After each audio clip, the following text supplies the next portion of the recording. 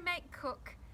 This time of year is lovely. It's getting cold and it's a time of harvests, but it's also a time of slowing down in the garden. Bok, I'm Mandy O. This is Grow, Make, Cook, and welcome to my garden. I grew up in Australia in a permaculture family, but after we got married, Mr. O and I moved here to his home country of Croatia. I am a passionate and hands-on homemaker and gardener, and I love life's simple pleasures.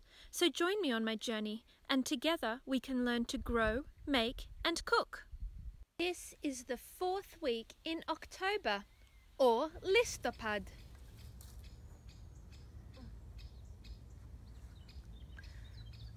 Now, even though there are lots of things that are slowing down in the garden now, there are still opportunities for planting new things.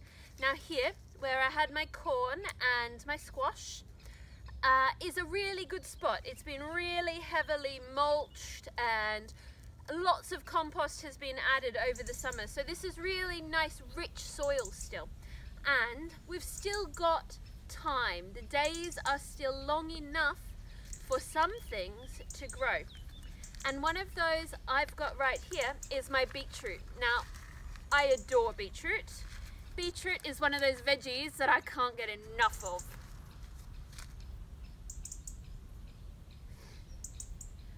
What I'm going to do is just sow some, and then I'm going to pop one of my cloches over the top. And I'm sowing these a little bit further apart than I have done for other beetroot over the summer.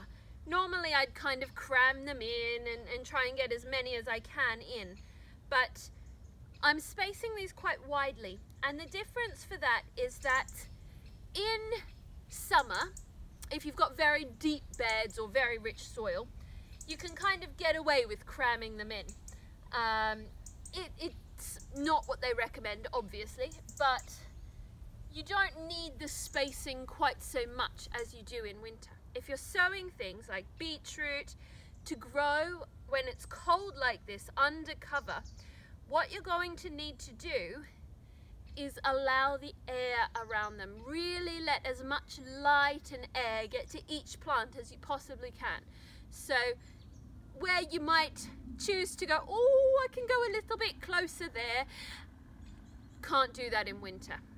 But doesn't mean you can't grow things.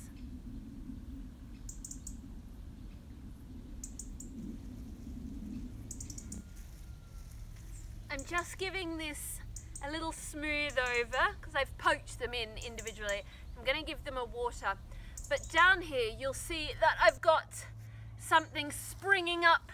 This here is one of my tomatoes, and it's sprung up out of the compost that I put over the top of my garlic here, which I planted about a month ago.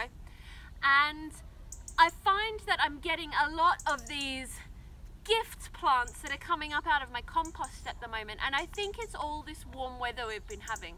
So I think watering these in and taking advantage of this little bit of kind of the end of season warmth that we still have is a good way to go about this, because beetroot is a really wonderful thing. It'll germinate as low as about 8 degrees Celsius, which is about the daytime temperatures we've been getting. So hoping this will work.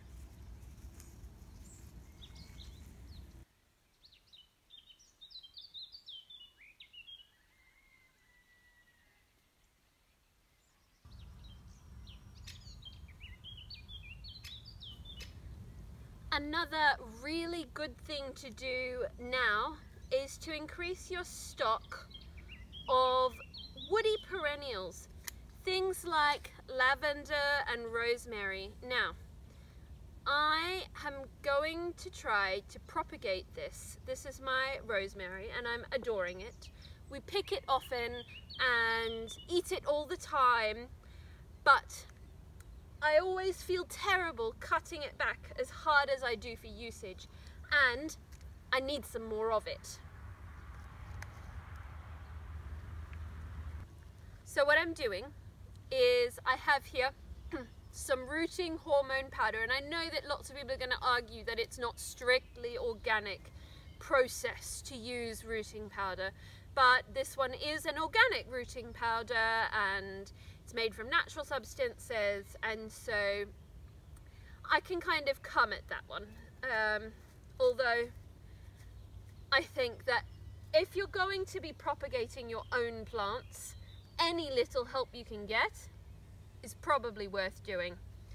So what I'm doing is I'm choosing bits that are growing. They've got a little bit of new growth and a bit of old woody growth, just giving them a chop below a root node potentially where the leaves are now, and taking the leaves off. So these little green points where the leaves are, where I pinch them off with a fingernail so it's nice and clean, are the points that the roots are likely to grow from. So what we want to do is get as many of those in the soil as we can, these potential root nodes. And so what I'm doing then is just dipping it in some water. I've used the tray that I'm going to root them in so that this is watering them from the bottom. And then I dip him in the root powder. You can also get this in gel form, which can often work better because powder like this can dry out the stems. That's why you need to dip them in the water. But whatever you can find, whatever suits your usage. And then I'm popping these in the edge of the pot. Now they get the most moisture when you put a cutting at the edge of a pot, and I've found that I have much more success with these if I use plastic rather than terracotta. Now that does go against my kind of mantra of use less plastic in the garden, but I'm also recycling, I'm reusing these. These are plastic that I've kept for a really long time now, and so I sort of think if I'm going to buy plants, they'll end up in plastic.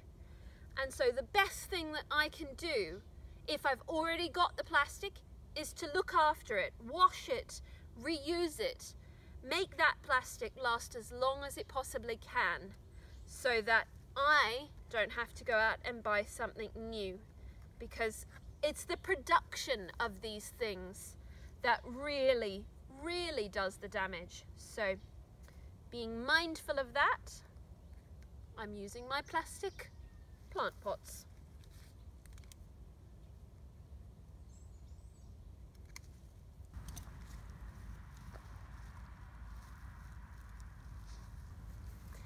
Well, that is one job done. Now, these guys are going to come inside with me and they will sit on a window ledge for a couple of months, and hopefully we'll get at least a few of these guys rooting. I think that's probably about all we've got time for this week though. So if you like what we're doing, please like the video. If you're new to the channel, please subscribe, and if you want notifications, use the bell icon below. And until next time then, do widzenia!